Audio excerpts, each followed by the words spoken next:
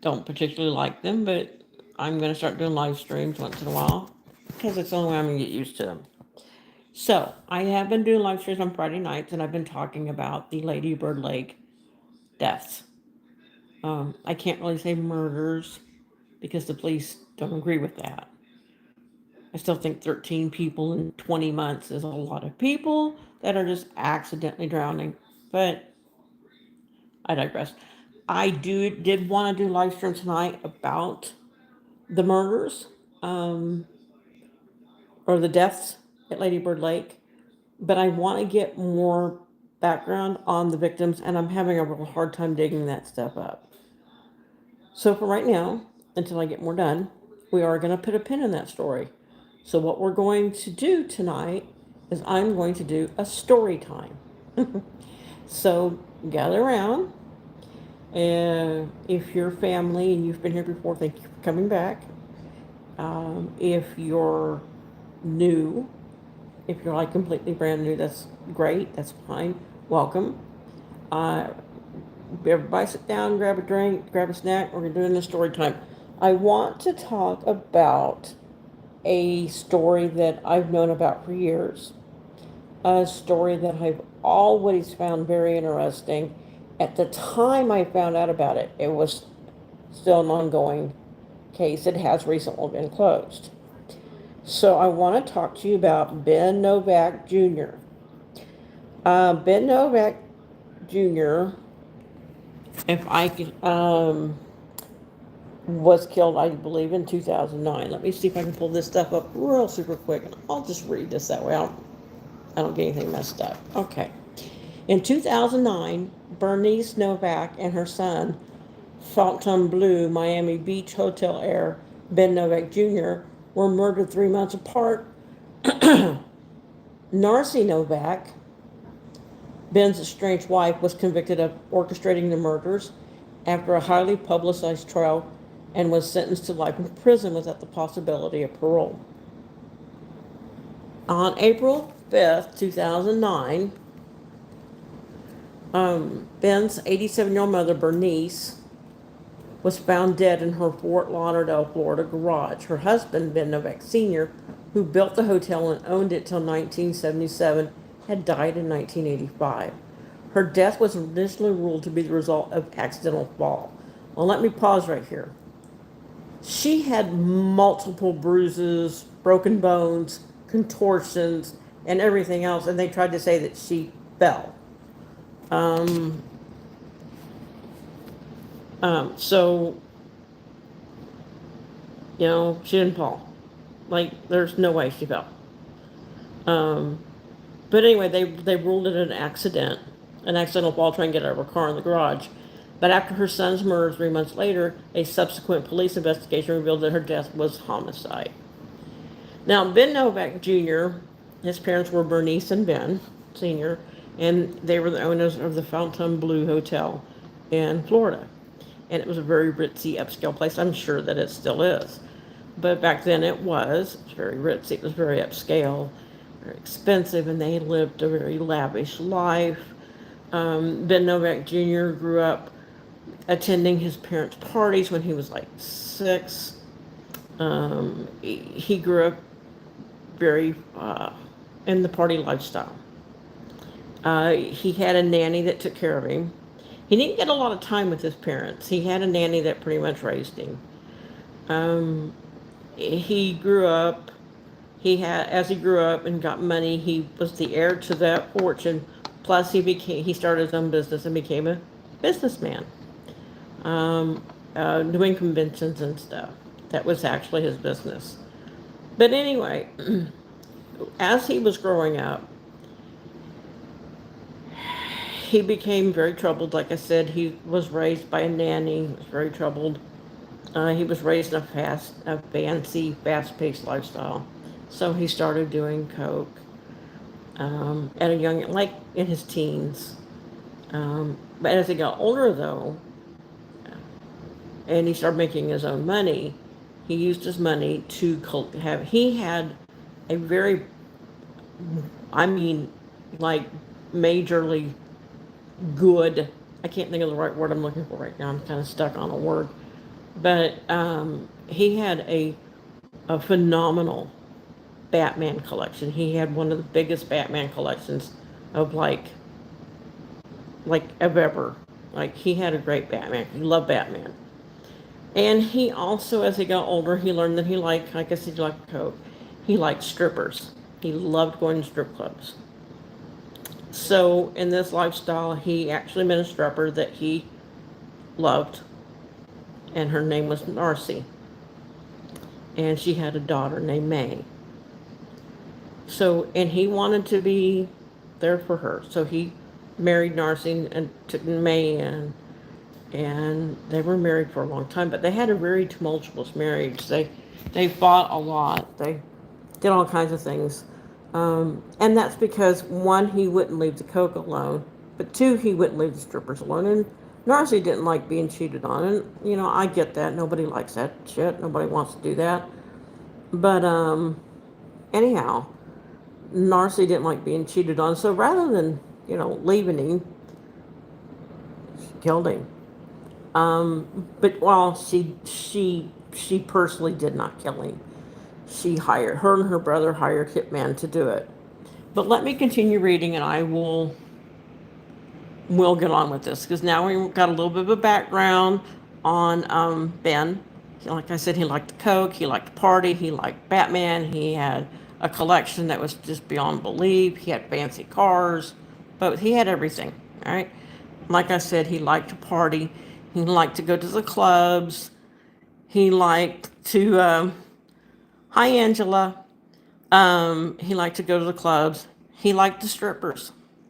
I mean, he just did. He knew what he was doing was wrong, but he kept doing it anyway. And instead of just not doing it no more, or instead of her leaving, she just went ahead and had him killed. But as I said, this goes on with the story.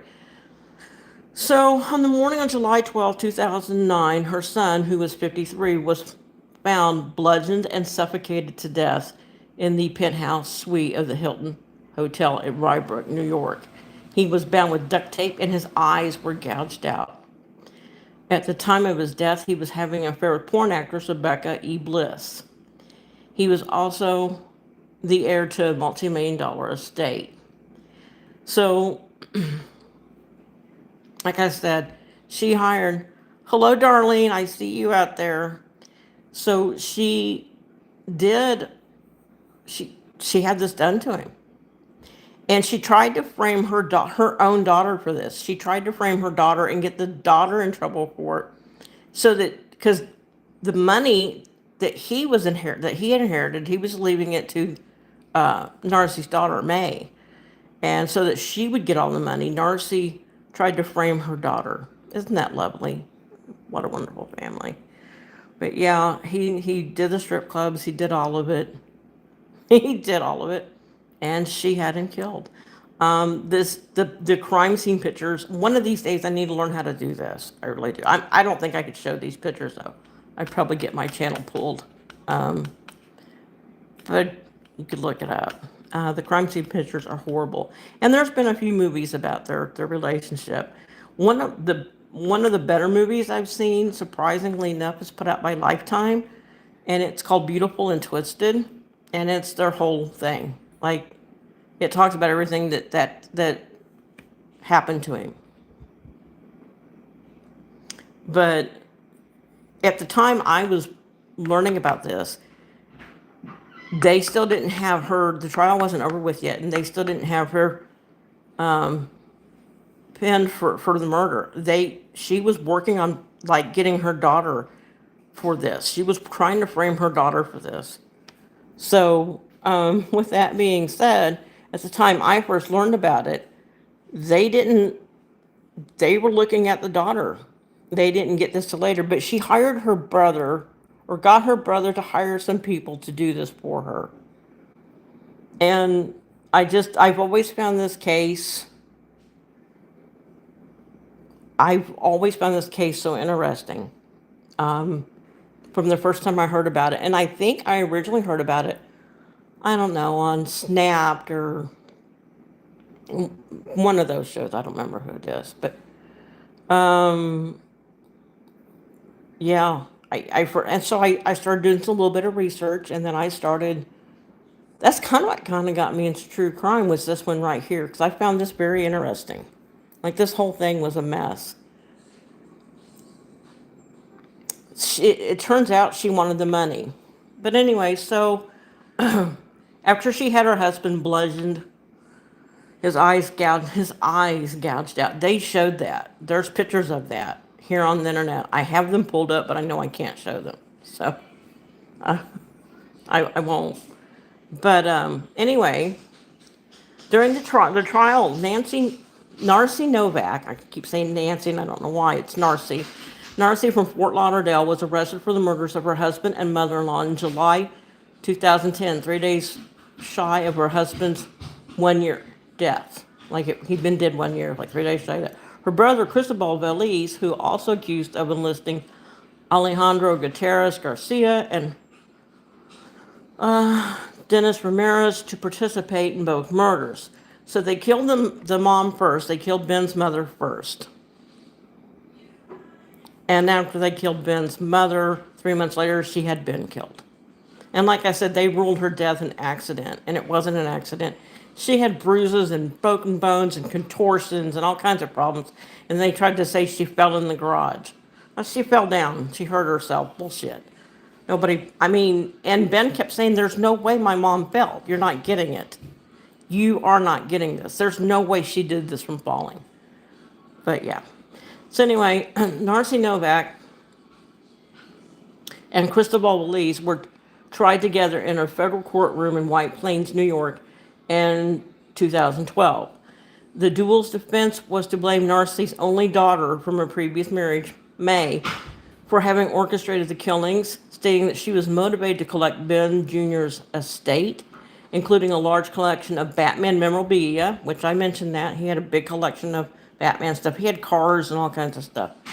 The prosecutors alleged that Narcy was afraid that her husband would leave her for his mistress, and they had a prenuptial agreement that would leave her $65,000 to the bulk of the late husband's estate. They claimed that she was motivated by hatred, greed, and vengeance. The verdict. At the conclusion of the trial, Nancy and Belize were both convicted of murder, conspiracy to commit murder, domestic violence, stalking, money laundering, and witness tampering. Narcy waived her right to appear in court when the guilty verdict was read. She also did not appear in court when she was sentenced to life in prison without parole. Novak is currently incarcerated at the Federal Correctional Institution in Tallahassee, in Tallahassee, Florida. Belize was also sentenced to life in prison without parole and is currently incarcerated for United States Penitentiary Big Sandy in Kentucky. The other two, the people that actually did it, pled guilty to lesser charges. In accordance to the Slayer rule, Nancy Novak is ineligible to inherit her husband's estate. Ben Novak Jr.'s estate, valued at $4.2 million, is expected to go to Novak's daughter, May, and her two sons. So, like I said, this was something that caught my interest years and years and years ago. And, since I don't have the information I really want on the Lady Bird Lake deaths, I decided to go ahead and just do a little bit of a story time tonight. And I'm doing these to kind of get used to doing lives. I'm making myself do this to get used to it, because as we can tell, I'm not used to it yet. But yeah, that was the story I wanted to cover. And here's the thing: there are so many true crime people that I watch, and some of them say things like, "Well, if you have a story you want me to cover, let me know in the comments and we'll cover it." I've begged a few of them on multiple occasions to cover this story, and nobody has. So I thought, you know what? I can go live. I can cover it myself.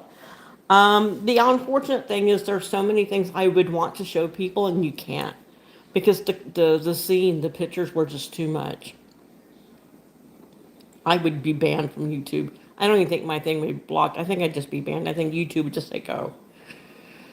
So, but that's about all I had on it. Is Ben Novak Jr. I recommend looking it up. Like I said, there was Ben Sr. and Bernice, and they owned the Fontainebleau Hotel in Florida. I don't know who owns it now, but I do strongly recommend it being looked up. I do. This was a story, Darlene, that came out. I think I think I saw the movie or read something about it like in 2010 or something like that. And that's another reason why I bring it up. It's not that well known. It really isn't that well known. So you go look up Ben Novak Jr. You can look it up. You can read the whole thing yourself. You can look at the crime scene photos where his eyes were gouged out. I'm probably going to get banned from YouTube just for this. Where his eyes were gouged out. Yeah, it was something else. It was it.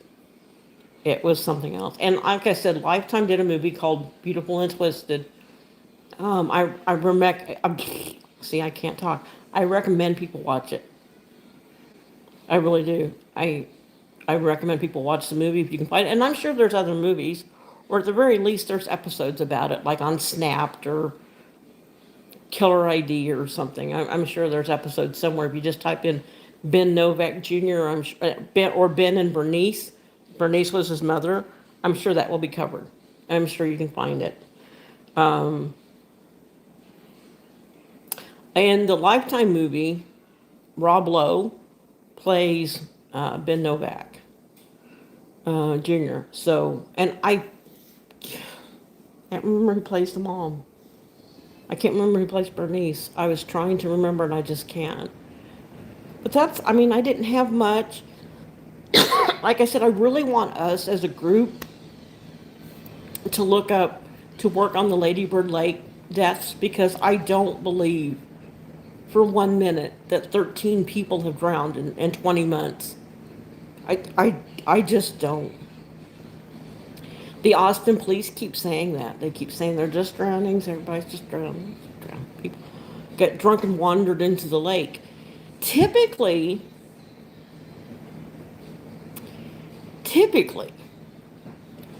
when because okay, out of 13 deaths, 12 of them have been men. Excuse me, and I think 10, 11 of them have been Hispanic. But which the only reason why I mention it is to help group it, like to let you know that this seems more like a serial killer type thing. Because I think it's really odd that 10, 12 Hispanic men have died in the same lake. Now, like I said, the police keep saying, "Oh, but they just if they just all drowned, they just wandered in." Well, here's the thing, and I want to stress this because this is partly what bothers me and other people. I don't know why. I don't know what's going on here. But anyway, here's the thing. Typically, when you're drinking, you're at a lake and you're drinking, you're not by yourself. You are with friends. Typically.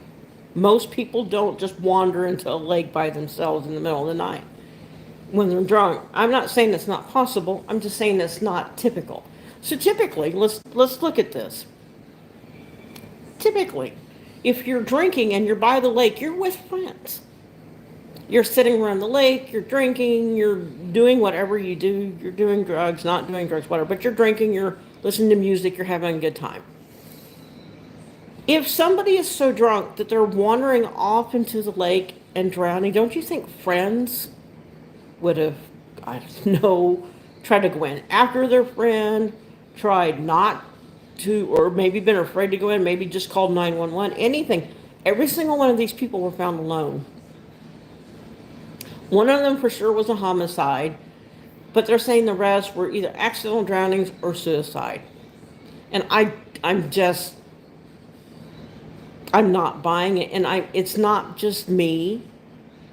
There's 2 or 3 communities on Facebook and other areas that are talking about this because they're like, this is a serial killer. And the police keep saying, no, not a serial killer. It's not a serial killer. These are just accidental deaths. Bullshit. I'm sorry. I don't believe it. So that's really what I want to get down to. I want to get some more research done on the victims, and I want to talk about this as a group. And maybe we can figure out what's going on because I'm just not buying it. And if I was alone in this thought, or if I was one of the few, I probably wouldn't even think about it. But it's constantly being talked about among the people that are involved, you know? So that's what my plan is for Friday nights, is to get on here, maybe start getting some people on here with us. Mm, Um, no, they don't want to say it's a serial killer, and I get that. They don't want the panic going, people panicking, going, "Oh my God, it's a serial killer! They're after our men!" Blah blah blah blah. And I get why they don't want to, but people are smart, and people figure things out on their own. So you can pull the wool over their eyes for a while.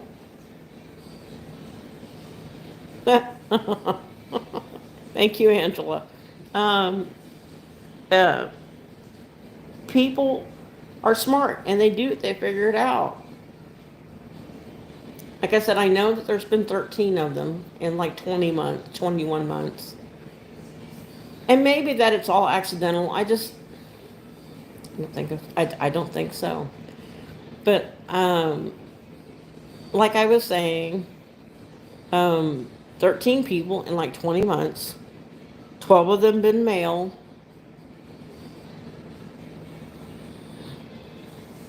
The families, victims are bothering the police on a constant basis.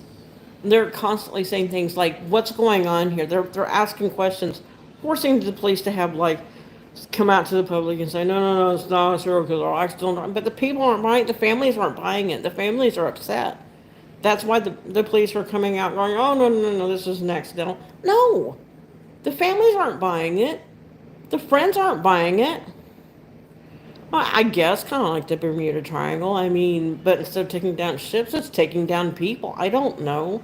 I just know that something's not normal. Something about this is not right, which is why we, as a true crime community, I want us to start getting together on Friday nights and we can talk about it. That's what I like doing the live streams for, because I can read your comments as they're coming up and we can discuss what's going on with this. So I do want to start trying to do these every Friday night around this time, now that I've got a few people listening. And I want to try to do this, and we're going to talk about this Lady Bird Lake thing. That's what I really wanted to talk about. I didn't have much to talk about tonight, but I promised the people that do watch me that I would be here, so I'm here. Um, I really want to talk about this case.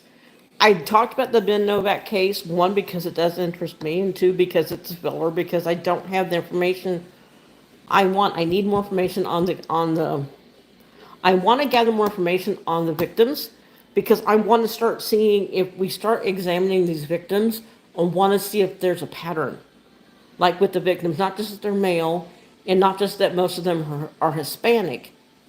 I want to see if we can put the dots together, if we want to connect the dots and we want to find something else. Because I think there's more to it. I really do. Um, I think there's a lot more to it. Um, and so do the families, like I said. But for those interested in the Ben Novak Jr. case, yeah, that's was discussed a long time ago. And the first time I heard about it, um, I heard about it somewhere. I think it was Snapped. And that's like what, a 15-minute segment. Well, then doing some research, I found the movie Beautiful and Twisted, and I watched that movie and I was like, wow. Well, then of course I started doing more research. So this has that in the back of my mind. And I have, like I said, I've asked some other true crime people that I watch that say, oh yeah, leave it in the comments. We'll cover it. They've never covered it. And I've left, as a matter of fact, one of my comments I left one of my favorite creators was, look, you keep saying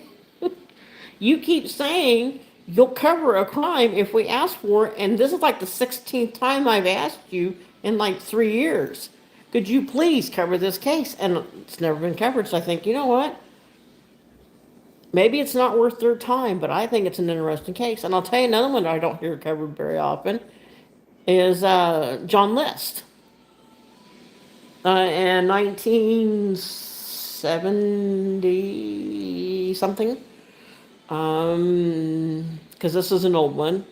John List um, was a banker in New Jersey, and he had a wife named Helen, and she had three kids from a previous marriage.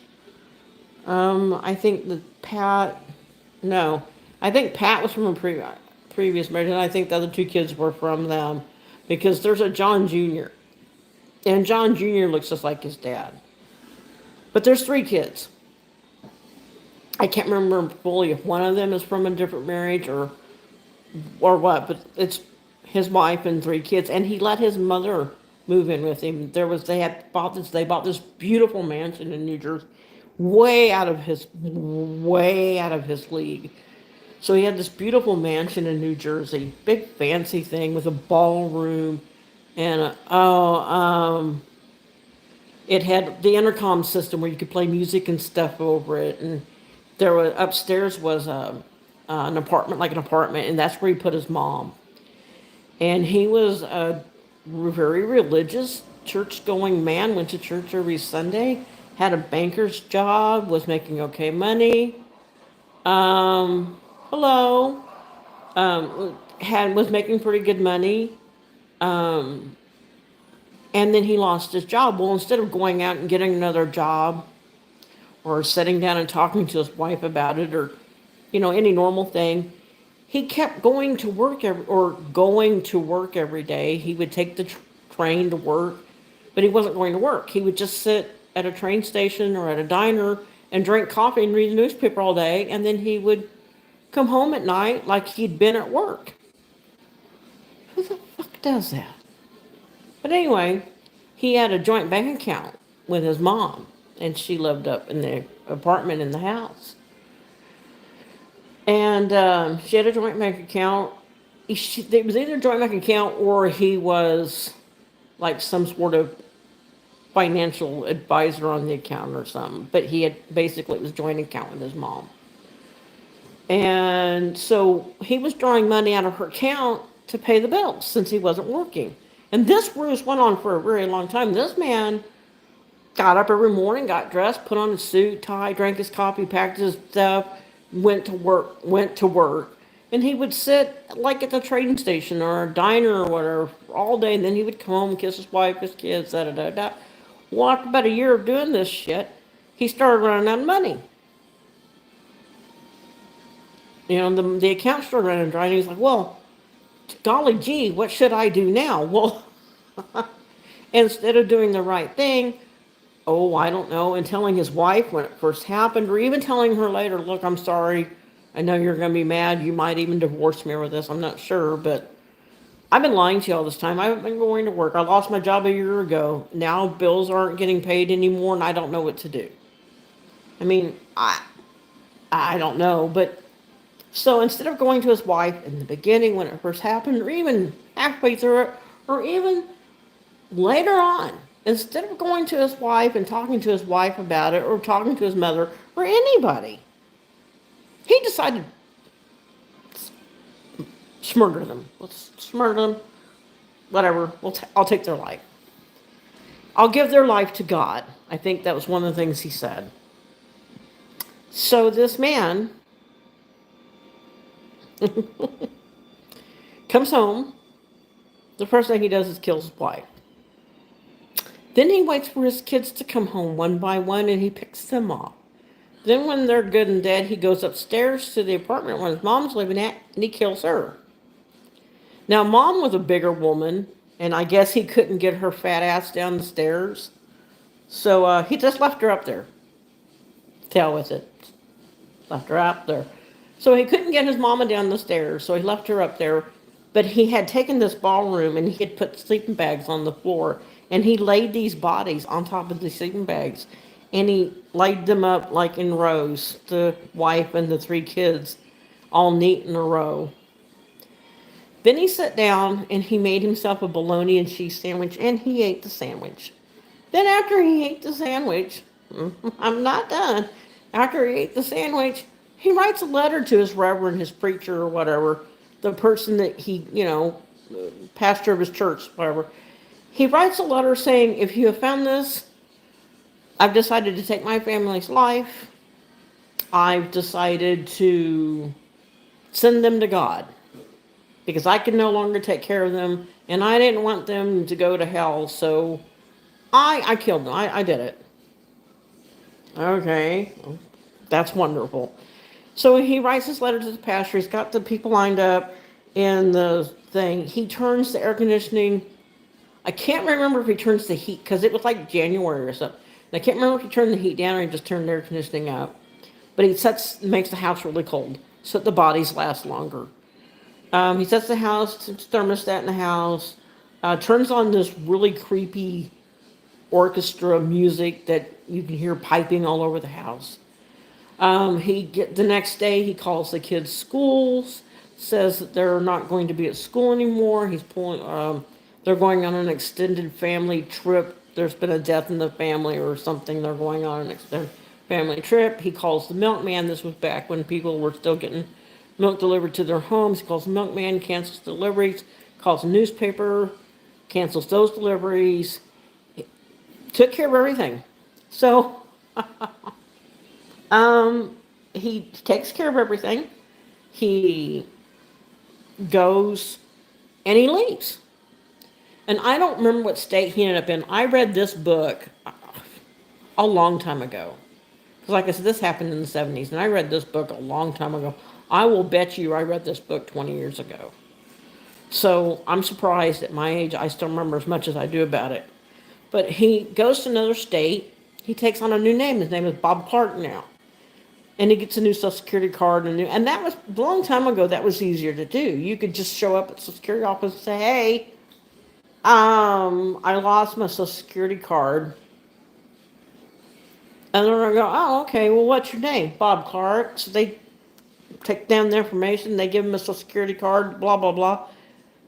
And it turns out Bob Clark was somebody he knew in the Army, I think, that had died. Anyway, so he may have already had Bob Clark's Social Security number. I don't remember that part. But he ends up getting a Social Security card and ID, gets a job, gets a place to live, so forth and so on. And I do believe he gets a girlfriend, and I can't remember if she was still just his girlfriend at the time or if she was his wife. But this is like almost, I think, 10 years later, something like that, 10, 15 years later. And forgive me for not remembering everything exactly right. I read this book like 20 years ago, and I'm 60 now. So, no, I read it more than that ago. I read it a long time ago. So I don't remember things as good. And I only read the book once, so I'm basing this off memory from like years ago. But anyway, he married another woman, or was engaged to another woman. And the show America's Most Wanted had come out. And it was kind of a big deal. It was a big deal then. It was the original airing of it. And so we digress. We go back. The bodies were eventually found. They never found the killer. Somebody eventually figured out that these kids were missing. The wife was missing. So the police are called. The bodies are found. So on and so on. So we fast forward again, 10, 15 years, whatever it was. And America's Most Wanted has a bust. They did like a clay sculpture of John List. And they said, he goes by the name of Bob Clark and blah, blah, blah, blah, blah. Thank you, Darlene. Like I said, I think I'm remembering pretty good for how many years it's been since that book came out. I think the name of the book was called Thou Shalt Not Kill. Anyway, so the police are looking for John List, or known as Bob Clark. And I don't remember if it was the fiance that recognized him or a friend of the fiance's that pointed it out to her. But eventually they call and they're like, we know who Bob Clark is. We know where John List is. He's Bob Clark. Well, they tell the police. The police find him, and he was arrested. I think he died in prison. I'm not sure on that. And I probably could just, I'm sitting here in front of my laptop. I could just pull all this stuff up. But yeah, if And that's what got me started on these cases. Between the John List thing and the Ben Novak thing, the John List thing was something I read on about a long time ago. And like I said, it didn't really get me started. What really got me started, like I said, wasn't as much John List as it was this Ben Novak. Yeah, America's Most Wanted had a bust of his head, you bet. They were trying to catch that man. They were trying to catch him, Darlene. You're absolutely right. Um, and I remember seeing that episode. I actually remember that episode. But of course, I didn't know who the hell it was. So when it comes to things like this, people want to pick my brain about things, something. This is I'm the person to talk to. I may not have a fancy channel, and I don't know how to do all the editing and stuff that a lot of these girls know how to do now. And I'm learning. I'm trying to get all this done. In the meantime, I may not have all the editing skills, but I have the stuff up here in my head that a lot of them don't have. I'll give myself credit there. That's my pat on the back. But yeah, if you got a case, got questions, want me to cover it, you want me to look into it. I don't care if it's an old case. I don't care if it's solved. I don't care if it's open. You got a case you want me to look into. I probably already have the knowledge somewhere up here, especially if it has to do with family annihilators, because I always find that so, well, disappointing, depressing, sad, horrific, are all things that I find. But I also find it very interesting what in their mind, what, like I said with John List, he kills his family, he puts them on a sleeping bags, he puts the sleeping bags in the living room, turns to adjust the air so it's cold in the house, pipes in this creepy ass music, sits down, eats a sandwich, and writes a letter, then calls the schools and stuff the next day and takes off. Just leaves. What in his head? What in his head? How did he connect the dots to get to where he got to? One of the classes I took in high school, back in the dinosaur days, one of the classes I took in high school was called Law in a Free Society. Was one of the classes I took. Another class I took was psychology and abnormal psych. I took both those classes because at that time this stuff was really interesting to me. And I'll tell you something else I used to do. Oh, a long time ago, Time Life, or Life magazine, Time Life had a book series. And one of the book series that came out was called Serial Killers. And I saved my pennies and I bought all the books in that collection. And I used to have every book in the collection, but that was really old collection, and I have moved probably 1,000 times, and somewhere or another they've gradually disappeared. I don't have them anymore. That's kind of the things I used to read about, and I know that's why I say I know this stuff. That's why Chris Watts is a thing for me.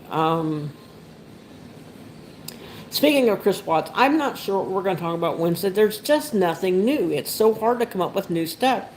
There are lots of channels that take old information and they look at it in a new way because they're trying to get the YouTube money. I don't make money doing YouTube. I don't have enough subscribers to make money.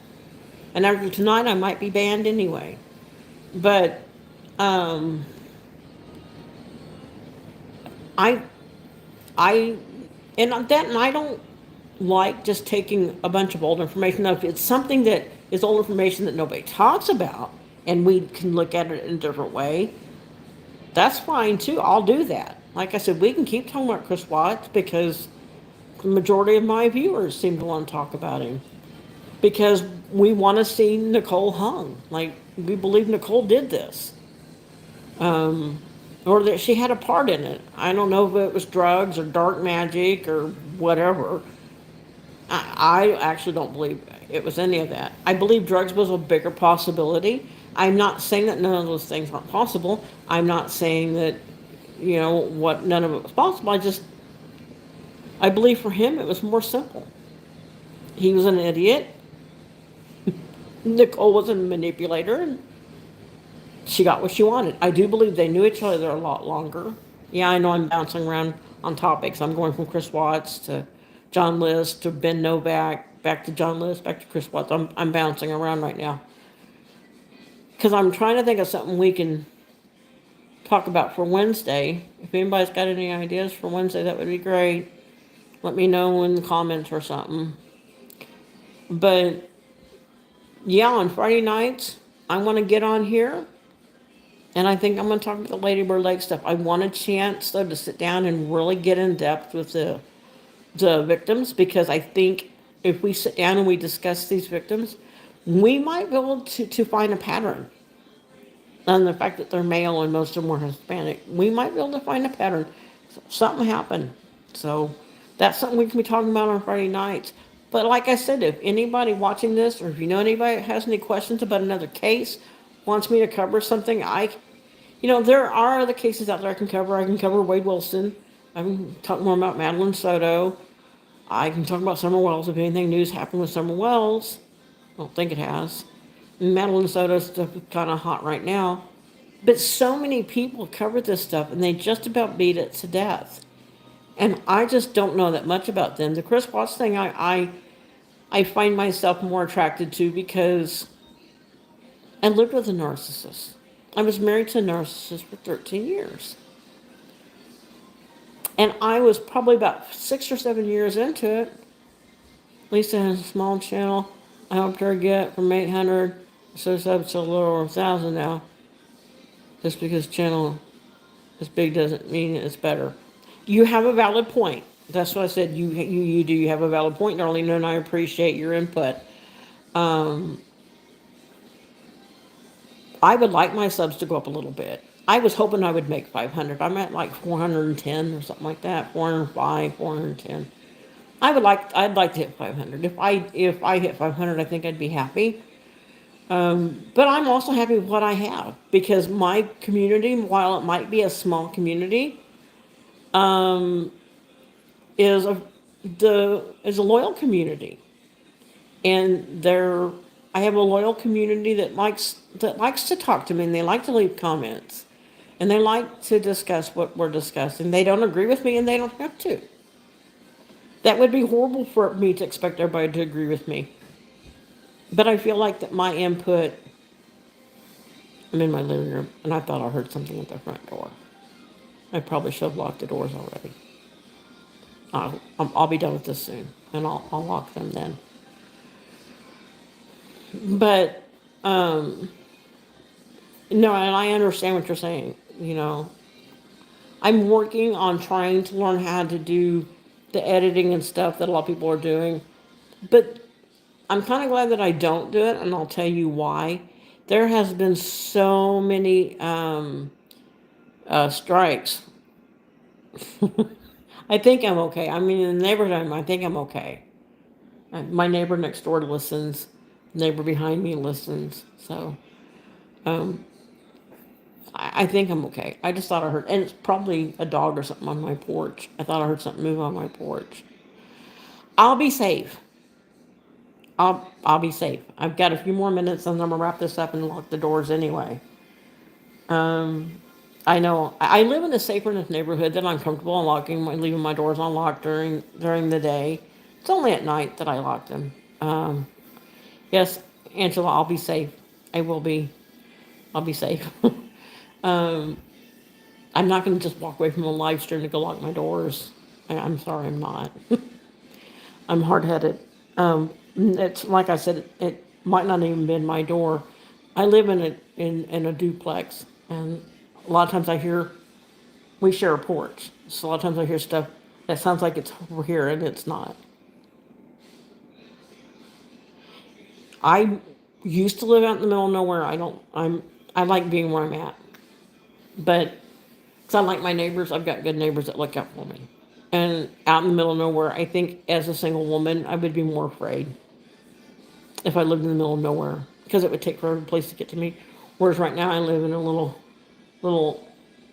complex with duplexes in them.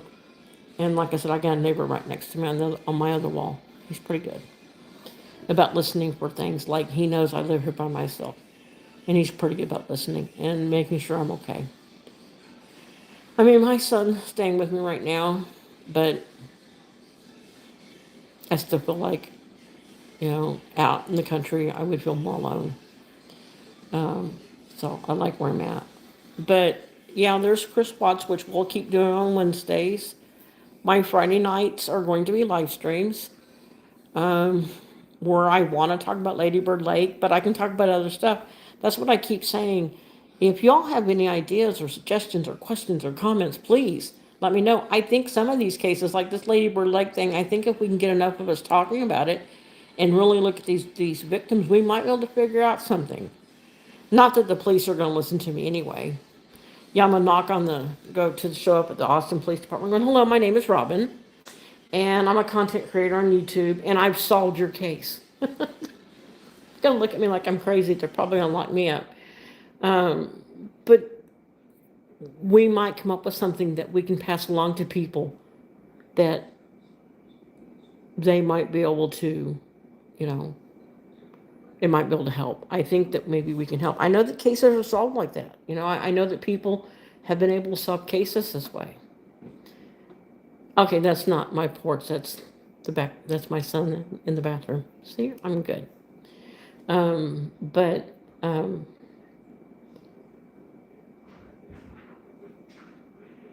like I said, that's one I want to work on.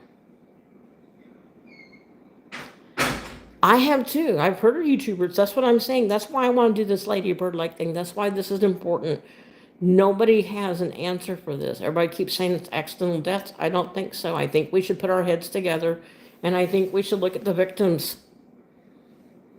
I think we should look at the victims and see if we can see a pattern. So next Friday, that's what we're working on. Unless somebody comes up with something that's more pertinent or better and has it in a suggestion or leaves a comment about it. Oh, and by the way, for all you people on Watts Island, on my channel page, I have a link.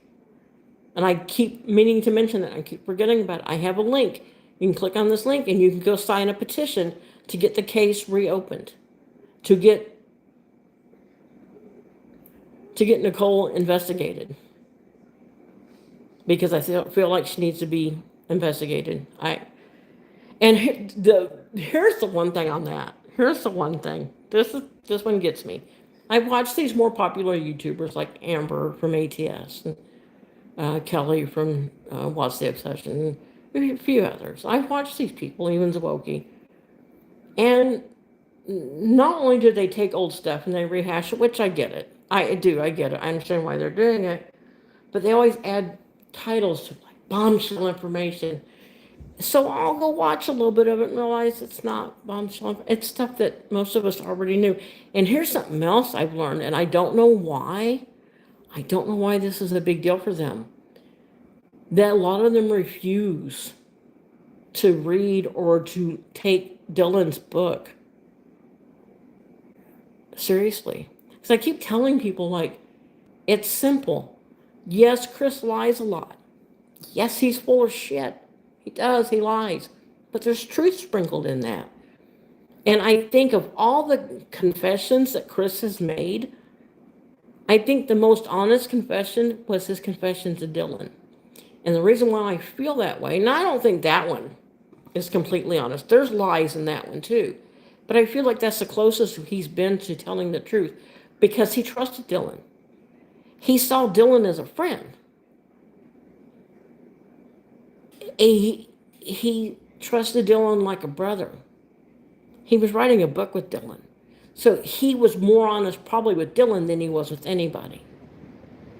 Yeah, you can tell in their titles it's nothing new. But it's bombshell information. No, it's not. It's Nicole was hiding something in her confession. Well, no shit, we know that. Or it's the police believe she wasn't an eyewitness. Yeah, most of us probably know that. If you read Dylan's book, or you've listened to the videos where I've talked about Dylan's book, he does tell Dylan Nicole was not there that night initially. After he killed Shanann first, he called Nicole and he told Nicole, hey, baby, I just killed Shanann. And Nicole was like, baby, I'm on my way over. I'm on my way. Sit tight. She gets there, she hugs him, she kisses him, she tells him, everything's going to be okay, but now that you've killed Shanann, now you need to kill those kids. And he's like, I don't want to kill my kids. And she's like, It's me or your kids. Well, he didn't want to let go of her, so. Uh, oh, I know. I get what you're saying, darling. I do, hon. I get it. I don't like the channels that bash her. And Kelly will say, I don't bash her. I don't victim blame her. And then she'll turn around and she'll say something about her, how it was kind of her fault because she did this wrong or she did that wrong. No, honey, that's still victim blaming. That is victim blaming. That's what that's called. That's why it's called that.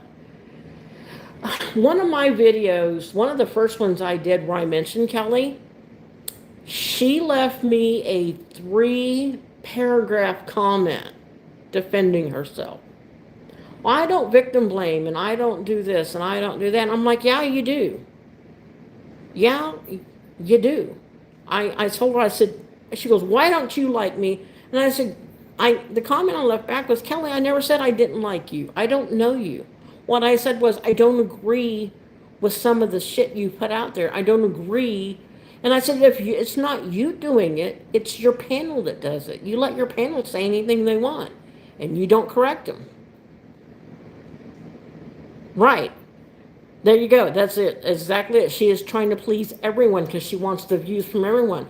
I'd much rather sit here and tell you, look, I'm going to sit here and tell you the truth. I don't, if I get 5 views, if I get 17, whatever the case is, I'm going to tell you my opinion. I'm going to tell you my opinion of it. I'm not going to try to please the masses. I'm going to tell you how I feel about things. That's just who I am. That's who I've always been. I'm going to tell you what I feel. And if you don't like my opinion, I'm sorry. Don't watch me. Don't subscribe. Maybe that's why I only have 400 subscribers. I don't know. But I'm going to tell you the truth. Or if it's not the truth, it's my opinion, but I'm not going to sugarcoat it and I'm not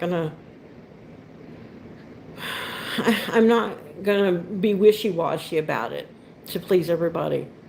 I think the people, I've heard Kelly say things like, well, if she did this better, if she didn't do this, or I can't even think of exact things at the moment because when she starts doing it, I just tune her out. I just tune her out. A lot of times I'll just leave her live stream or whatever. I won't even mess with it. I did used to watch her. That's how I kind of got started doing this. I thought, well, if these people can do it, I can do it.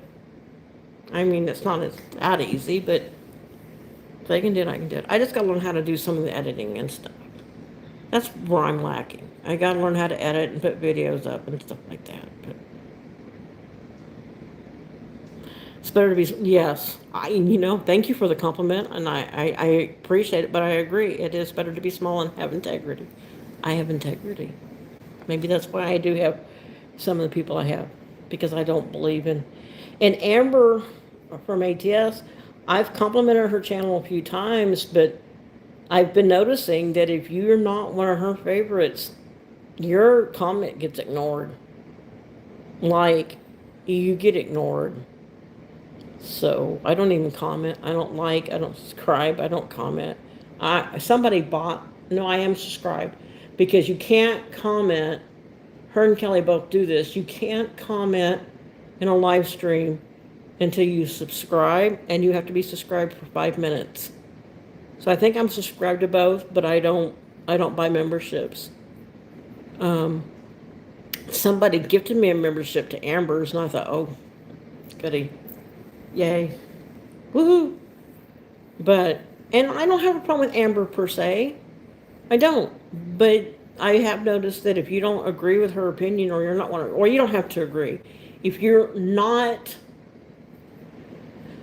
one of her favorites, she doesn't say much.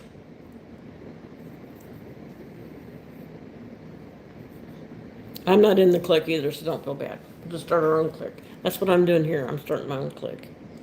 I'm not one of the popular kids, so I'll be one of the weirdos and start my own clique. I like Zawoki.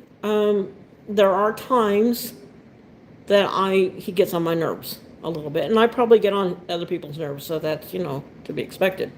He gets on my nerves a little bit sometimes. Zawoki is more reaction channel, which is fine. There's nothing wrong with reaction channels. I have favorite reaction channels. Whereas I'm trying to not so much react as I'm trying to discuss. I'm trying to get discussions going on a lot of these cases. I don't have videos I put up. Obviously, like I said, I don't know how to do all that editing stuff yet. Um, or I don't even know how to pull it up on a live stream. This is like my third or fourth live stream. I don't know how to do any of that stuff yet. Give me time. I'm old. I'm a boomer. But anyways, I was saying I used to speak highly of Amber, but I don't fit in her clique. And I've tried talking to Zawoki. I really have. I haven't gotten any response from him ever, so I've quit trying to talk to him. Now, I tell you who I have kind of gotten a little bit of response from. Um, um, yeah, I agree, Angela. The one of the people that's really good creator that I think is an amazing creator, and I watch them a lot, and I've gotten a little bit of response from is Real Killers. I might even be able to get him to talk to me about something. Something I'm kind of working on. I want to pick his brain on a few things.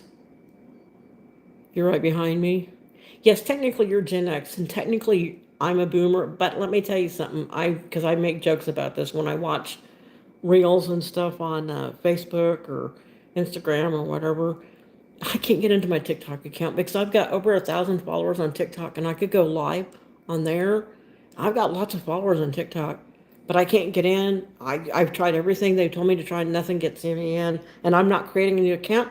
I've got over 1,000 followers, and I'm not losing those people and starting over. I'll figure out how to get in. But in the meantime, I've been watching some stuff about Gen X and boomers, and I might be a boomer by age, but I was raised like a Gen X. Like I did all the things that the Gen X people talk about doing. I was played outside till the street lights came on. I rode in the back of a truck. I drank out of a hose.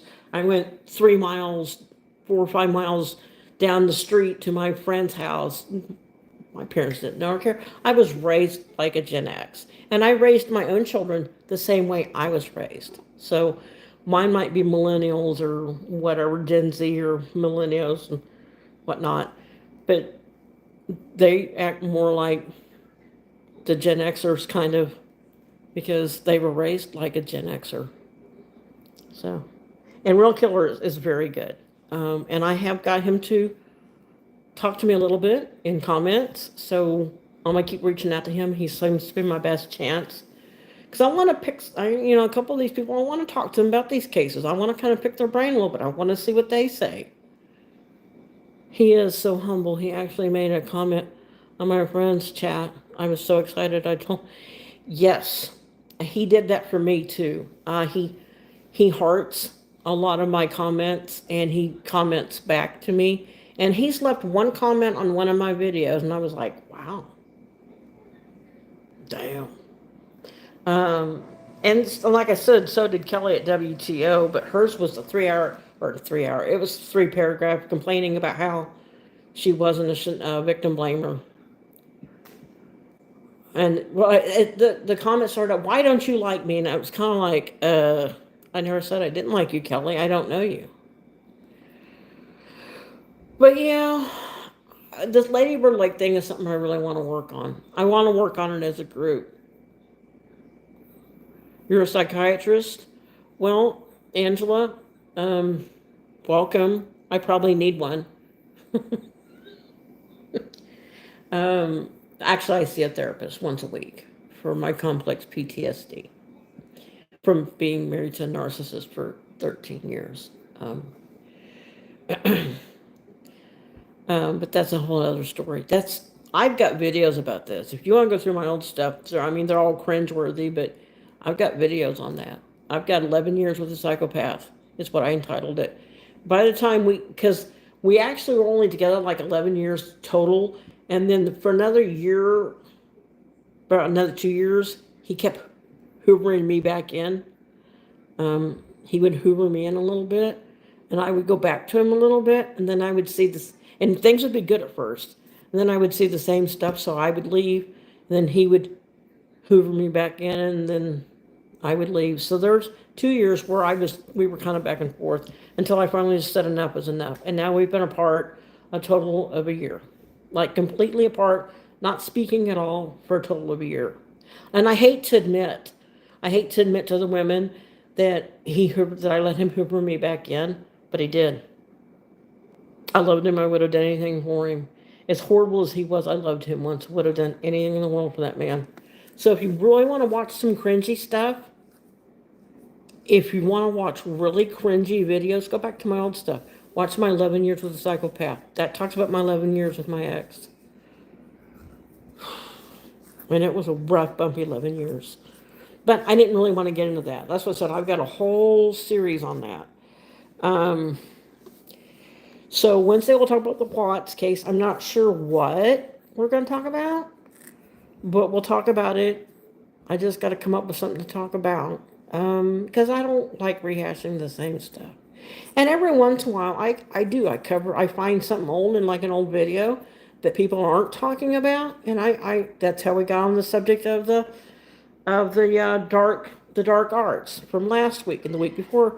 Darlene's idea was about the drugs, the angel dust, not angel dust, what the meth, the ice cream meth and lollipops, fentanyl lollipops. We talked about that the week before. Well, thank you. I'm glad I finally got out of that situation too. Like I said, I walked away after 11 years, and then every once in a while he would hoover me back in because things would be okay. And he would start out and everything would be fine, and then I would see the same pattern in him, and I'd be like, oh crap, and I would disappear, and then he would hoover me back in, and I would leave. So we did that for about 2 years. But I have been completely away, no communication at all. None in a year. Thank you. Like I said, I have a therapist I see once a week, and I've been seeing her once a week for like 2 years. I'm getting somewhere though. I'm doing a lot better. I'm moving away. I moved like 3 hours away from him. That helped a lot. But Watson will be Wednesday. As I get more used to live streams, I might start doing live streams on Wednesdays instead of doing videos. I don't know yet. And then Friday nights we're doing this Lady Bird Lake thing unless somebody has questions about someone else. Because I really think that it can be solved. I really do. I think it can be solved if we just put our heads together, because I just don't buy this thing that there's not serial killer running around. I don't. So yes, we're gonna wrap this up. I hope everybody, that the few people who were here, had fun. I hope you learned something new. I recommend if you found the Ben Novak thing interesting, you might want to try looking it up under Ben Novak Jr. Because as I said, his father's name, of course, was Ben Novak, and his mom is Bernice. So any of those names you put in, you should be able to find it. Most of us have heard about John List. And I have a whole noggin full of information on serial killers and family annihilators and stuff, because I've always found it interesting. Maybe that's what I need treatment for. Maybe that's what I need treatment for. I'm not sure. But I appreciate everybody that stopped in. I appreciate the comments and the chat. I am going to wrap this up. I went a whole 45 minutes longer than I normally do, so that means I'm getting better, I guess. But yeah. I want everybody to have a great night. I appreciate you all stopping in. I hope there's a replay crew out there somewhere. And I think we're going to work on this Lady Bird Lake thing. And I'll be back for sure on Wednesday for Watts Wednesday. Again, I don't know what, but maybe I'll come up with a bombshell. Anyway, y'all have a lovely night. And I love y'all, and I'm glad that you stopped in. So, y'all have fun, take care of your families, and I'll see y'all on Wednesday. Are you I had